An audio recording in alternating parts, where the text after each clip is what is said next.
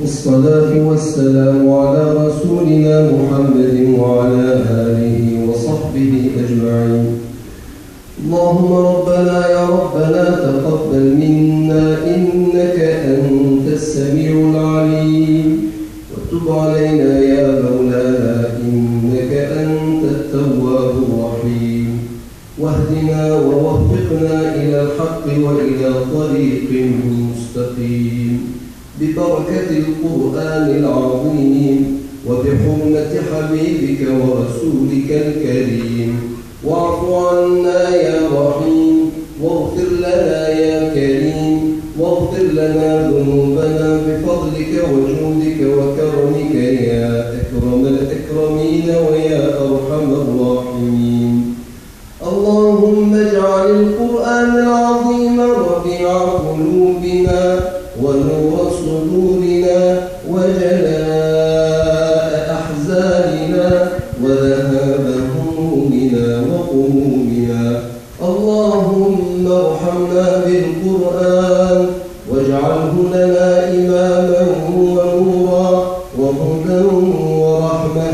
اللهم ذكرنا منه ما نسينا وعلمنا منه ما جهلنا، وارزقنا تلاوته على طاعتك آناء الليل وأطراف النهار.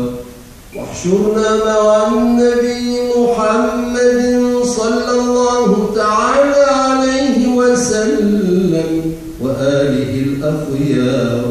ربنا اغفر لنا ذنوبنا وإسرافنا في أمرنا وثبت أقدامنا وانصرنا على القوم الكافرين.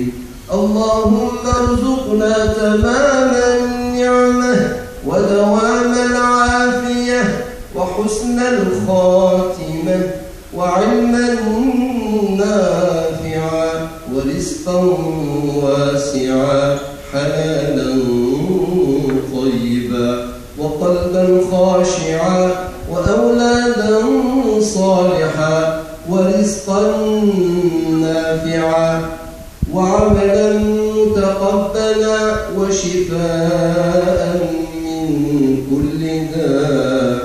اللهم لا تدع لنا ذنبا إلا غفرته ولا هما إلا فرجته ولا دينا إلا قضيته ولا حاجة من حوائج الدنيا والآخرة إلا قضيتها يا